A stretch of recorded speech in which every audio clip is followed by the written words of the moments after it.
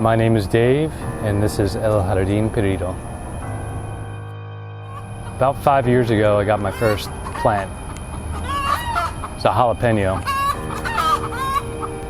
I remember nursing it, even bringing it inside for a while. And just that feeling I got when it produced its own fruit. And just knowing that that came from my hand.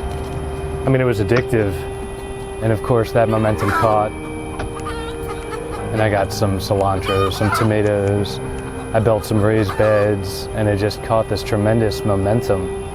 And you know, you see people out there on YouTube or whatever, and they have this elaborate food forest, and it's intimidating, but really, when you're in it, it's just one thing a week or two things there, and it just builds up, and it's contagious too. That's what's awesome about it. Yeah, there was some trial and error. You know, a few things didn't make it. I had to do a little research, figure out why things were and weren't working. You know, I brought in some trees and I started experimenting with things, seeing what worked and what didn't. And I got some chickens, and yeah, it just started little by little. I had a koi pond. I started raising quail and did some research on that. We eventually got notice that we had to vacate. And, you know, I was working on a lot, maybe a few hundred meters squared. And so I eventually found a really nice house and kind of started from square one there. You know, it was like a curse and a blessing. It was like I hated tearing up what I had. You know, I got everything that I could into pots and transplanted. It was definitely a bigger property. I just needed some TLC. There was a lot of overgrowth, a lot of weeds. It was quite a catastrophe here, and my first order was clearing everything out and kind of starting from scratch and slowly planning in what I brought from the old place. And you know, this time around I had a little more knowledge. I was a little more careful with aesthetic and this and that. Since it was my own house, you know, it wasn't purely permaculture for functionality. It was also an aesthetic to it. So, you know, if I ever sold this place. But yeah, that's where El Jardin Perdido started. I'm not quite permaculture, but I'm definitely not your standard American lawn. I basically want to establish a food forest here, but make it as aesthetically appealing as possible. Incorporate a lot of permaculture into it. A lot of functionality though, things shading each other and this and that.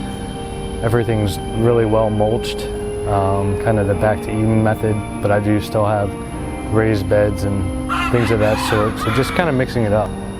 And you know, I'm learning all these skills like cloning, germination, grafting, and you know, I learned all that stuff on my own, just research, going online, YouTube, just like everyone else. And you know, I got to a point where I was doing things, and especially things I'd done multiple times, and it was like, you know, clockwork to me. And I'm thinking, you know, why not set up a tripod? And, you know, it's kind of crude. I usually, at least in the beginning, started with an iPhone, and audio isn't great. Production isn't 100%. I'm actually in production, so. But you know, it's better to get something out there than be a perfectionist, and that's where I was coming from. But that was where El Jardin Perdido was born. Of course, its name was derived from the fact that this used to be kind of a forgotten land. There's evidence, you know, between some citrus trees, things popping up like tomatillas and stuff.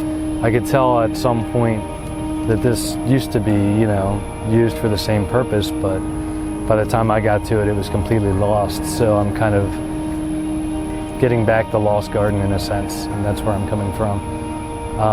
But yeah, El Jardin Perdido is documenting what I'm doing, not only for myself so I can look back and see what works and what doesn't, because it is very helpful, but the fact that I learned so much from content out there that, you know, me putting out content after my own trial and error should be really helpful for other people.